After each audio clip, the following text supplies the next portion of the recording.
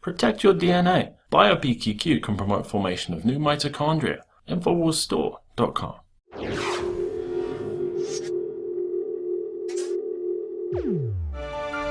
And we'll end with this before we go on to a special report from the NSA, or former NSA head William Binney. Elon Musk. Human-driven cars will be banned in the future. Yeah, you'll be able to tell your car, like, take me home, go here, go there, anything. And it'll just do it. And an order of magnitude safer than a person.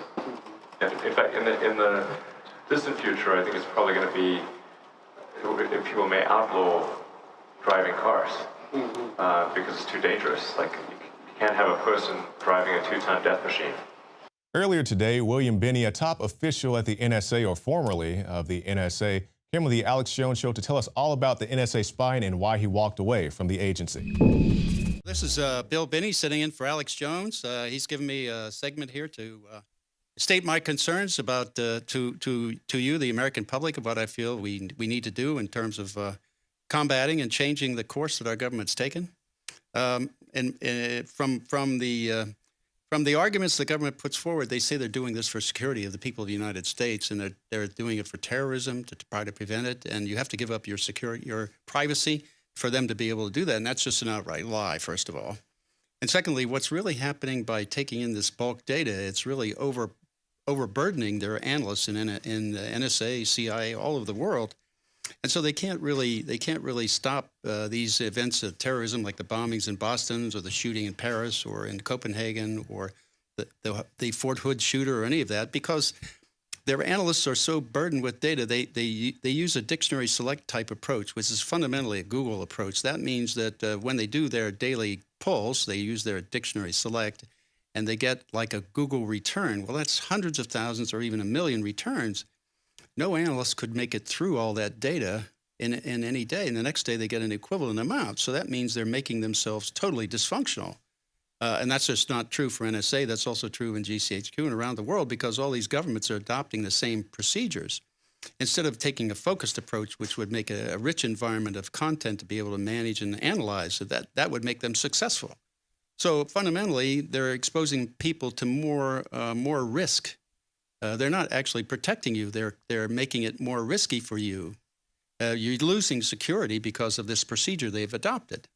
So the point is, from my perspective, I keep arguing, and the other NSA whistleblowers and I have made suggestions on how to do this to the government, but the president has not adopted those techniques, and nor have any of the intelligence agencies, simply because there is too much money in this process of doing bulk acquisition of data. That's their motive, to get to keep having the money flow and keep that going. So there's changing that particular procedure is rather difficult even within government, because this money comes out and goes to corporations that are in the constituent areas of the representatives and senators. So they have a vested interest in also keeping this going.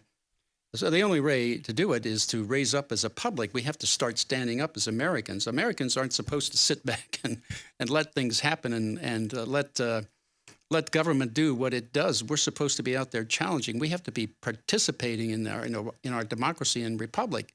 We cannot sit by and let these things happen and be quiet. If we do, we're going to get this totalitarian state that we're sliding toward right now.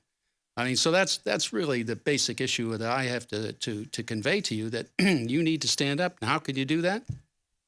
You can't sit there and say you don't have any power. You really do have power, and the power is to talk to your analysts, or to your representatives and senators, and complain to them and make sure that this is a major concern to you. And when they come around to give you town meetings and talk to you to get your vote, stand up and address them and make them publicly come out with a statement of their position on this issue. If you don't, I mean, they're going to continue doing what they are doing right now. They simply say they're assuming, because now if you're not complaining, they're assuming that you're okay with everything they do, or they feel they can do anything and the country will accept it. And as long as they keep saying things and not telling the truth and exposing what's really going on, they can keep you in the dark, and you'll never know. So that's why you have to get up, stand up, challenge them. I mean, after all, they're even addressing the free press we're supposed to have, like with Jim Risen and Jim Rosen of the AP and various other reporting journalists, investigative journalists, they're shutting down their sources of information and keeping them quiet. Well, that's destroying a free press. So the free press is supposed to be interrogating the government to see what they're doing so they can inform the public what the government is after and what they're really doing. Well, that's falling totally apart. I mean, look at Jim Rosen. In his case, they had him under subpoena for any number of years, trying to get him to tell the source of his information in the books and things he's published. Well, under the press rules, he had the right to keep the sources confidential. So they're attempting to destroy a free press, which is the next step in going to a totalitarian state. So if we don't stand up, Americans, we're gonna lose our country. We're gonna lose the process that we hold dear, that at least a republic I've had when I grew up, and that my father and his father before him had. I mean, we're going to lose it because we cannot trust the government and what they're saying. They, in fact, have been deliberately keeping us in the dark as to what's going on and keeping a lot of Congress in the dark too. So by doing this complaining to the Congress, you have at least an opportunity to change the process and the sequence of things and where it's headed. Short of that, I mean, you have to fire everybody in Congress. That's the only way to get rid of. You have to get rid of the bums because they're not living up to their oath of office, which is to protect and defend the Constitution. The president, of course, has the additional responsibility under his oath of office to preserve the Constitution. He has to preserve, protect, and defend. The others, like when I was in government, I had to protect and defend the Constitution. That's why I felt that what I was doing was consistent with my oath of office, also consistent with being a citizen of the United States, of actively getting and participating in this democracy that we have, is getting up there and standing up and defending that Constitution, at least trying to protect it and defend it. That's something that our representatives in Washington are not doing, and that's something we have to call them on. We have to make sure as the citizens that we stand up and say, look, you're in office and we voted you there, and your oath of office is to do this to protect our rights, and you're not doing that. And put them on the spot publicly.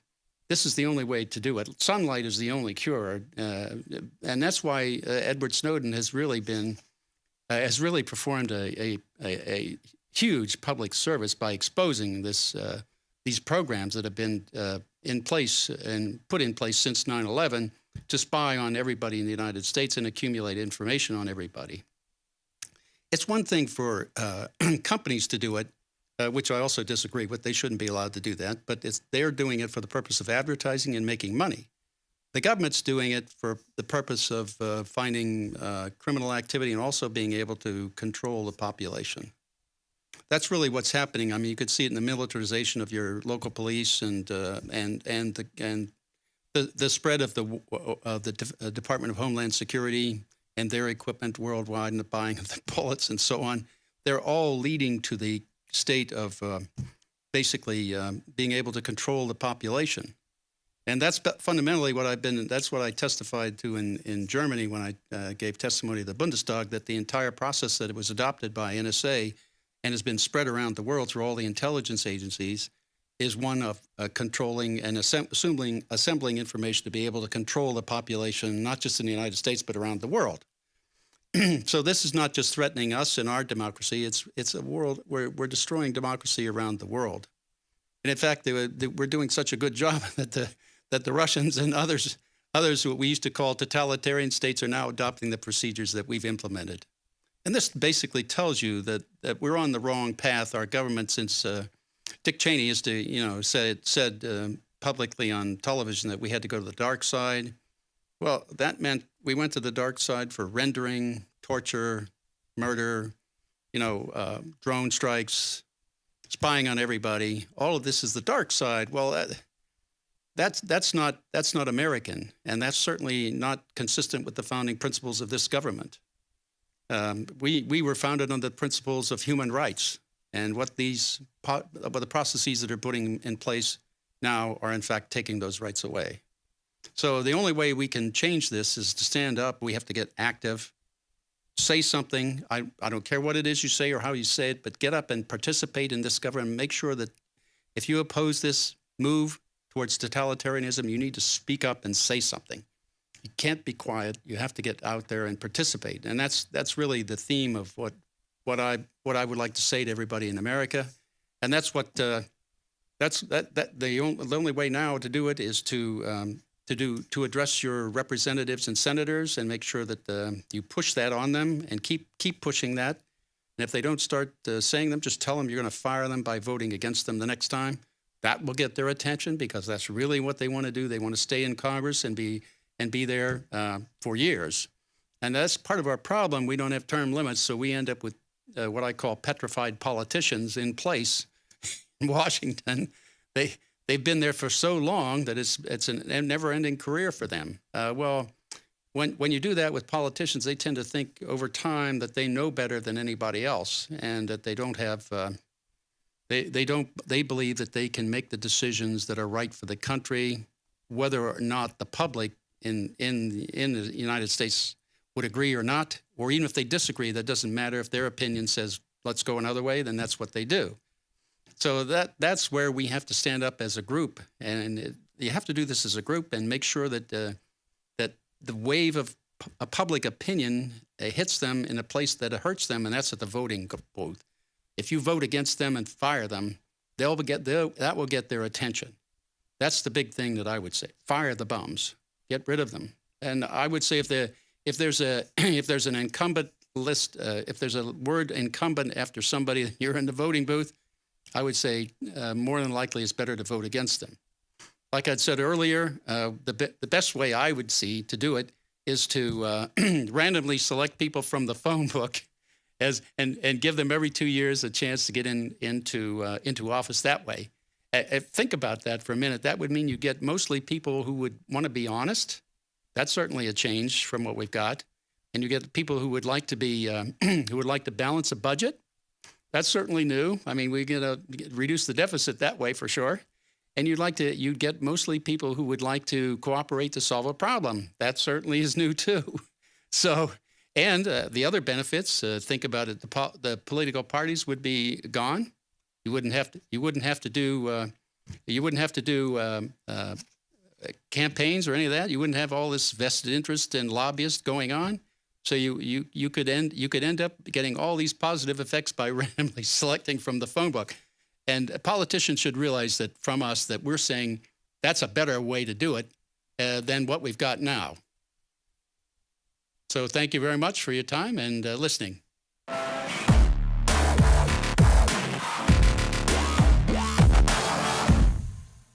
The average person's life is filled with unexpected challenges. Unlock the energy it takes to defeat these daily beasts with super male or super female vitality, specifically designed to assist the body in regulating proper hormone balance to create superior vitality in males and females. Supercharge and conquer your world at InfoWarsLife.com or call 1-888-253-3139.